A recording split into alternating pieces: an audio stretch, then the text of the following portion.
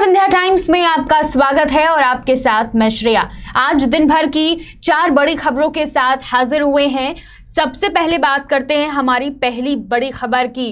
विधानसभा उपचुनाव, बीजेपी और कांग्रेस दोनों ही इसकी तैयारी में हैं, लेकिन ये उपचुनाव कब होने हैं, इनकी तारीखों पर अभी भी असमंजस बरकरार है। मध्य प्रदेश में खाली हुई 27 विधानसभा सीटों पर उपचुनाव कब होंगे, ये अभी तक तय नहीं हो पाया है।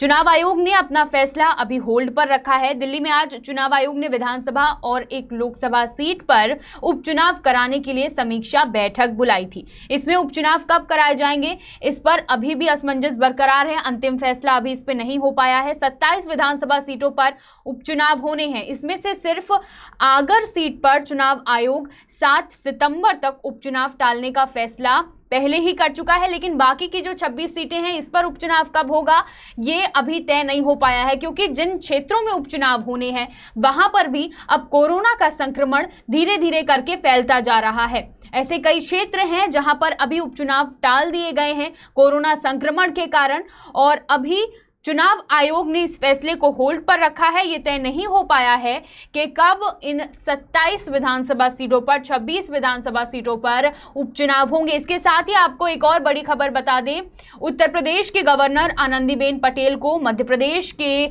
गवर्नर का पदभार उन्होंने पद का चार्ज लिया था, क्योंकि मध्य प्रदेश के राज्यपाल लालजी टंडन की तबीयत तब खराब थी और उनके निधन के बाद अब राष्ट्रपति भवन से जारी आदेश में ये कहा गया है कि जब तक मध्य प्रदेश के नए गवर्नर नियुक्त नहीं हो जाते हैं तब तक आनंदीबेन पटेल यूपी के साथ साथ एमपी के गवर्नर के पद की जिम्मेदारी संभालेंगी।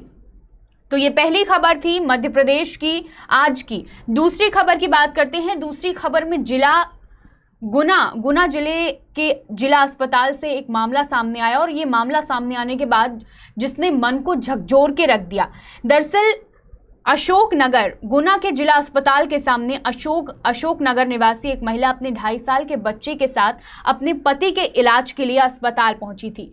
दिन भर रात भर उसने अपने पति के इलाज के लिए गुहार लगाई, लेकिन सिर्फ 5 रुपए न होने के कारण उसके पति ने उसके आंखों के सामने ही दम तोड़ दिया। तड़प कर उसके पति ने अपना दम तोड़ दिया। दरअसल 5 रुपए पर्चा कटाने के लिए, इलाज के पर्चा कटाने के लिए काउंटर पर मांगे जा रहे थे, और पैसे नहीं होने के कारण मरीज का पर्चा नहीं कट पाया और मरीज का इलाज समय पर नहीं हो पाया, जिसके कारण महिला ने कई जगह गुहार लगाई, मदद की और कई बार रिक्वेस्ट की, मिन्नतें की कि मेरे पति का इलाज करो, लेकिन कोई सुनने वाला नहीं था। और इसी के कारण 5 रुपए न होने के कारण और इलाज का पर्चा नहीं कट पाने के कारण महिला के पति ने उसके आंखों के सामने दम तोड़ दिया। अब इस घटना के सामने आने के बाद मध्य प्रदेश के पूर्व मुख्यमंत्री कमलनाथ ने वर्तमान मुख्यमंत्री यानी शिवराज सिंह चौहान पर तंज कसा है। उन्होंने 3 ट्वीट करते हुए कहा कि प्रदेश की जनता को झूठे हवाई सपने दिखाना बंद करो,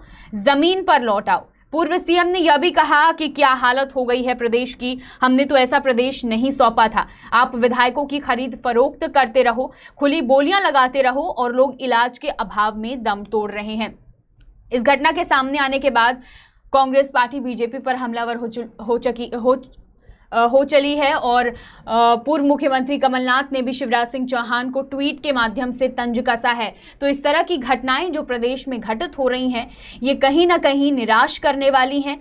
और अब जिस तरीके से महिला 12 घंटे तक उसने गुहार लगाई अपने पति के इलाज की, लेकिन 12 घंटे बाद भी उसके पति को इलाज नहीं मिल पाया और उसकी आंखों के सामने उसके पति ने दम तोड़ दिया। 2.5 साल के बच्चे के साथ वो अस्पताल के सामने थी, लेकिन 5 रुपए ना होने के कारण, पर्चा ना कट पाने के कारण उसके पति ने अस्पताल परिसर के सामने ही दम तोड़ दिया।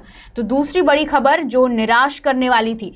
तीसरी खबर की ओर आते हैं। तीसरी खबर रीवा से, जहां पर कोरोना का खतरा अब लगातार दिनों दिन बढ़ता जा रहा है। आज की बात करें तो आज 20 नए मरीज सामने आए हैं रीवा जिले से, जिनमें से 17 मरीज अकेले रीवा शहर के हैं और 3 मरीज गोविंदगढ़ के साथ साथ अन्य ग्रामीण इलाकों से ताल्लुक रखते हैं। रीवा में केसों की संख्या जिस तरीके से बढ़ रही है, ये प्रशासनिक अमले के लिए बहुत बड़ी चुनौती है। न केवल प्रशासनिक अमले के लिए बल्कि रीवा के हर निवासी, रीवा वासियों के लिए अब ये चुनौती बनकर सामने खड़ी हो गई है। ये संक्रमण अब जिस तरीके से बढ़ रहा है, हमें नहीं पता कि हमारे सामने वाला इंसान संक्रमित है या नहीं। इसलिए हमें ये समझने की जरूरत है कि हमें इस संक्रमण को रोकने के लिए और अपने परिवार तक फैलने के लिए कितना सावधान रहना है। जिन जगहों पे ये संक्रमित मरीज मिले हैं, ये मैं आपको बता दूं, किला रोड, महेंद्र होटल के पीछे का इलाका, विंध्य कॉम्प्लेक्स, पीटीएस चौराहा, विवेकानंद नगर, इन सभी में शामिल हैं। इसके साथ ही बोदाबाग के साथ साथ संजय गांधी अस्पताल के डॉक्टर, रानी तालाब, अमहिया में भी नए संक्रमित मरीज पाए गए हैं। प्रशासन इन सभी मरीजों की हिस्ट्री खंगाल रही है, कॉन्टैक्ट हिस्ट्री या ट्रेवल हिस्ट्री जो भी है, वो तमाम चीज़ें प्रशासन खंगाल रही है। और जो एरिया है जहाँ पर ये संक्रमित मरीज मिले हैं, उन एरिया को सील करने की भी सील करने की जो कार्यवाही है वो भी प्रशासन ने शुरू कर दी है। धीरे धीरे सभी क्षेत्रों को कंटेनमेंट एरिया घोषित किया जा रहा है। तो सावधानी अब रीवा वासियों को बरतने की बहुत ज़्यादा ज़रूरत है, क्योंकि जिस तरीके से हर रोज़ 17 से 20 मरीज मिलना बहुत बड़ी बात है। रीवा शहर में, अकेले शहर में 17 मरीज मिले हैं, तो इसलिए सावधानी बरतना अब और ज़्यादा ज़रूरी हो जाता है। हमारी आखिरी खबर रीवा से ही, जहाँ पर प्रशासन लॉकडाउन का पालन करवाने या कहे कि इस संक्रमण को रोकने के लिए जो जो नियम, कायदे, कानून बनाए गए हैं, उनका पालन करवाने के लिए रीवा वासियों को अब सख्त हो गया है। प्रशासन हर दिन चालानी कार्यवाही कर रहा है और इसी क्रम में आज फिर से रीवा शहर के 2 मेडिकल स्टोर्स को सील किया गया है।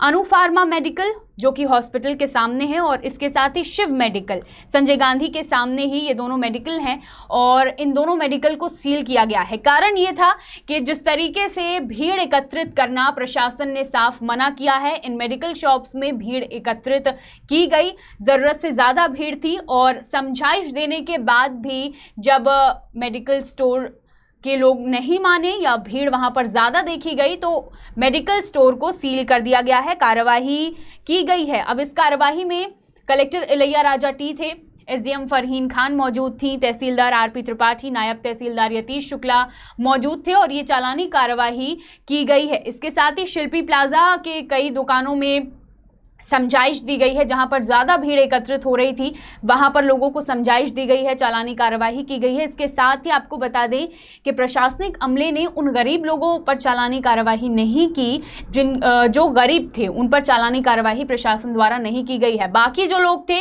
जो सक्षम थे चालान देने में, जो मास्क नहीं लगा रहे थे, जो सोशल डिस्टेंसिंग का उल्लंघन कर रहे थे, उन तमाम लोगों पर प्रशासन ने आज सख्त कार्यवाही की है, चालानी कार्यवाही की गई है।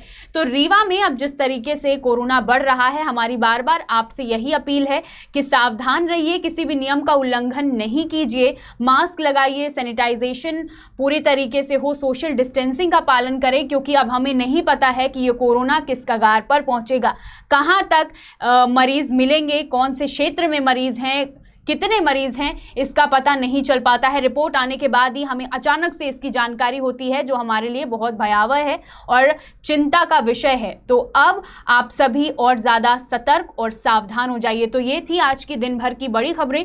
इसी तरह की खबरों के लिए बने रहिए विंध्या टाइम्स के साथ। बहुत बहुत धन्यवाद।